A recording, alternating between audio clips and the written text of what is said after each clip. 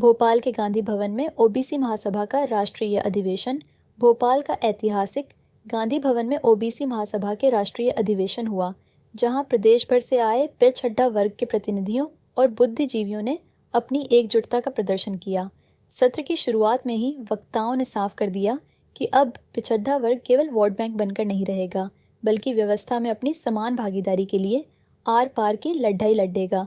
जातिगत जनगणना से लेकर न्यायपालिका में प्रतिनिधित्व तक हर उस मुद्दे पर चर्चा हुई जो ओबीसी समाज के भविष्य को प्रभावित करता है। मैं राष्ट्रीय कोर कमेटी सदस्य ओबीसी महासभा महेंद्र सिंह लोधी। महेंद्र जी, अगले साल नगर पंचायत का चुनाव भी है, क्या कुछ कहना चाहेंगे? किस तरह से युवाओं में आप जोश उन्माद भरेंगे? देखिए, जो चुनाव होते हैं वो आप सब जानते हैं कि जिसकी ज़्यादा संख्या होती है वो जीतता है। तो आज जो अधिवेशन चल रहा है, आज हमारा राष्ट्रीय अधिवेशन 7वां अधिवेशन है ओबीसी महासभा का। तो हम चाहते हैं कि इस देश के अंदर जाति जनगणना हो, जो कि कैबिनेट में पास हुआ था, लेकिन अभी जो एक उनका निकला हुआ है गजट, उसमें कहीं दिख नहीं रहा है। तो ये अधिवेशन उसी के लिए चल रहा है कि जनगणना हमारी अगर हो जाएगी और हम करवाने के लिए ही कार्यक्रम कर रहे हैं, तो निश्चित ही जो अगला पंचायत चुनाव होंगे उसमें संख्या के अनुपात में हम ओबीसी वर्ग के जो है हम प्रतिनिधि खड़े करेंगे और वो संख्या के अनुपात में जीत के आएंगे। फिर विधानसभा चुनाव में किस तरह की भूमिका रहेगी? आप युवा है, युवाओं के सोच के हिसाब से जी, देखिए, विधानसभा चुनाव का वही है कि हम अभी आप जानते होंगे कि एससी और एसटी की गिनती होती है तो उनकी संख्या के अनुपात में विधायक सांसद बनते हैं।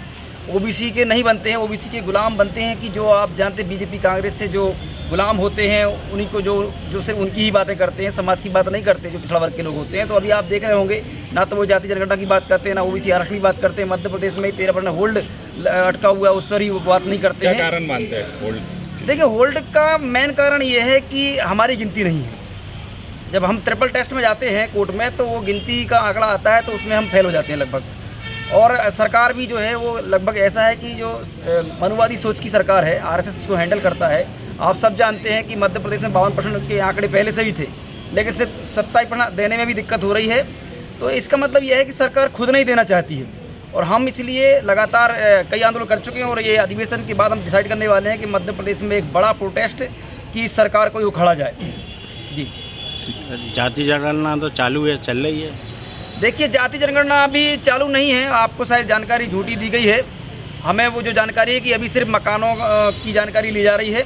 अभी जाति जनगणना अगर होती तो हमसे जाति पूछी जाती और जाति का कॉलम भी उस पेपर में दिया जाता। अभी उस पेपर में जातीय कॉलम नहीं है, तो हम चाहते हैं कि सरकार जो है जातीय कॉलम दे। जिस दिन जातीय कॉलम आ जाएगा उस दिन इस देश के अंदर पिछड़ा वर्ग की संख्या आएगी, और फिर इस देश के अंदर कहीं भी हमारे पिछड़ा वर्ग में भी कोई लड़ाई नहीं रहेगी, एसटीसी में भी लड़ाई नहीं रहेगी। क्यों?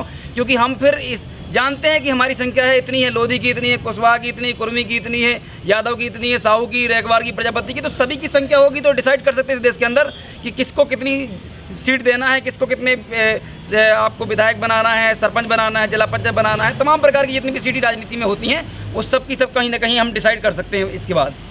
ये अधिवेशन में कितने लोग? अधिवेशन में अभी लगभग हमारा जो है 250 लोग हमने बुलाए ही हैं, सिर्फ लिखित में बुलाए हैं, क्योंकि ये डिसाइडेड करेंगे पूरे देश के अंदर कि कैसे, क्योंकि राष्ट्रीय कोर कमेटी प्रदेश के लोग ही इसमें हमने बुलाए हैं, राष्ट्रीय और प्रदेश और 18 राज्यों के प्रदेश अध्यक्ष। ठीक है, एक सभा का आयोजन हो रहा है और हमारे साथ है सर, एक बार अपना परिचय। ये मध्य प्रदेश की राजधानी में हमारा ओबीसी महासभा का 7वां राष्ट्रीय अधिवेशन हो रहा है। उससे पहले भी हम लोग यहाँ पे 3 कार्यक्रम इसी हॉल में कर चुके हैं ऑलरेडी। हमारा राष्ट्रीय स्तर पर संगठन है, भारत के लगभग हम 18 राज्यों में काम कर रहे हैं। मेरा नाम डॉक्टर ब्रिजेंद्र सिंह यादव है, मैं इसका ओबीसी महासभा का राष्ट्रीय महासचिव एवं फाउंडर मेंबर हूँ। हम लोग लगातार संघर्ष कर रहे हैं अपने संवैधानिक हक अधिकारों के लिए। देश की धन दौलत की राजपाट में हमको हिस्सेदारी मिले, और जो संविधान में हमको 340 आर्टिकल के तहत अधिकार दिए गए हैं, उन सब मुद्दों को लेकर हम सरकार से, केंद्र सरकार से, राज्य सरकार से लगातार आंदोलन के माध्यम से, ज्ञापन के माध्यम से, पदयात्राओं के माध्यम से लोगों को जागरूक करने के लिए काम कर रहे हैं। किस बात पे मंथन चल रहा है? आज हमारे सभी देश के हमारे प्रदेशों के अध्यक्ष आए हैं, सभी अभी मध्य प्रदेश के जिलाध्यक्ष और सभी पदाधिकारी आए हैं।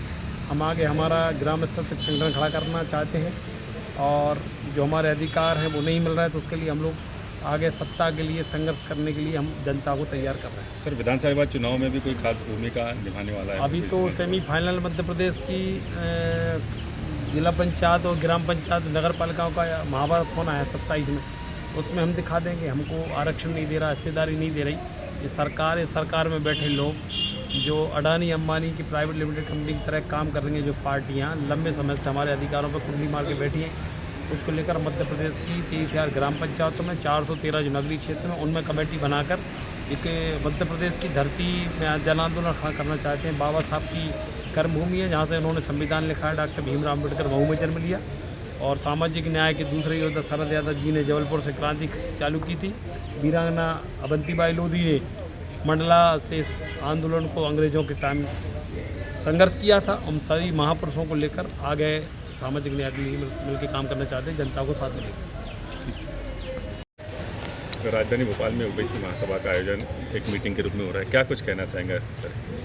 देखिए, हमारा ओबीसी महासभा का 7वां राष्ट्रीय अधिवेशन है और इस बार हम लोग पॉलिटिकल फोरम लेके आ रहे हैं, क्योंकि जब तक हम पॉलिटिकल फोरम पे नहीं आएंगे तो पिछड़ा समाज पार्टी यूनाइटेड के नाम से पॉलिटिकल फोरम हम लोग लॉन्च कर रहे हैं और जिससे भारत के लगभग 65% पिछड़ा वर्ग को सीधी आवाज़ मिल जाए और हम सत्ता में आके अपने लोगों को न्याय दे सकें। नाम बताइए। मेरा नाम एडवोकेट वैभव सिंह है, मैं राष्ट्रीय कोर कमेटी का वरिष्ठ सदस्य हूँ।